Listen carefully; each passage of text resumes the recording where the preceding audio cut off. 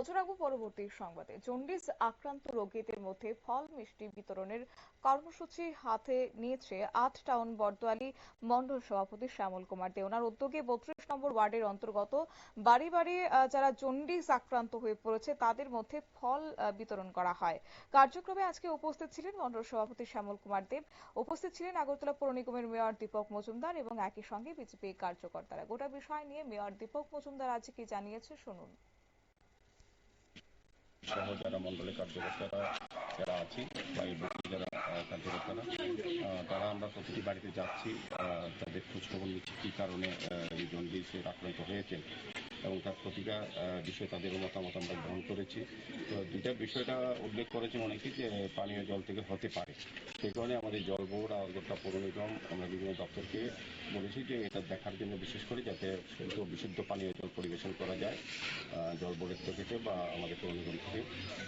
এবং স্বাস্থ্য আমাদের হেলথ ক্যাম্প করা হয়েছে আমাদের রাজ্য সরকারের উদ্যোগে এবং এই ওয়ার্ডের যারা কার্যকর্তা তারা সহ উদ্যোগেও বাড়ি বাড়ি গিয়ে খোঁজখবর নিচ্ছেন আমাদের সভাপতি কার্যকর্তারা সহ।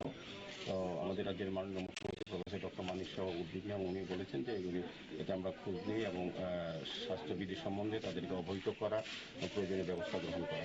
এই উদ্দেশ্যে আমাদের মণ্ডল সভাপতি শ্যামল কুমার দেবের নেতৃত্বে এবং আমাদের প্রাক্তন মণ্ডল সভাপতি সঞ্জয় সাহা আছেন, আমাদের বুথ সভাপতিরা কার্যকর্তারা আছেন, বিভিন্ন স্তরের নেতৃত্বে সেই মণ্ডলের সবাইকে নিয়ে আমরা বেরিয়েছি।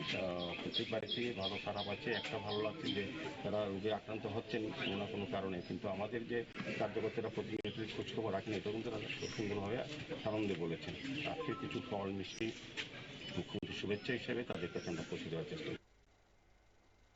আপনারা শুনেন মেয়র দীপক মজুমদারের বক্তব্য। অর্থাৎ আজ ৩২ নম্বর ওয়ার্ড এলাকায় বাড়ি বাড়ি গিয়ে কিন্তু তারা জন্ডিস আক্রান্তদের খোঁজ খবর নিয়েছেন এবং তাদের মধ্যে ফল বিতরণ করেছেন। বিশেষ করে যে পৌর নিগমের এলাকাগুলি রয়েছে সেই এলাকাগুলির ড্রেন পরিষ্কার পরিচ্ছন্ন রয়েছে কিনা এবং এই জন্ডিসের প্রাদুর্ভাব থেকে কিভাবে নিয়ন্ত্রণে আনা যায় পরিস্থিতি, সেই নিয়েও কিন্তু আজ মেয়র দীপক মজুমদার মত বিনিময় করেছেন। আর আজকের এই উদ্যোগ মণ্ডল সভাপতি তাতে করে সাধুবাদ করিয়েছেন সংশ্লিষ্ট মহল থেকে।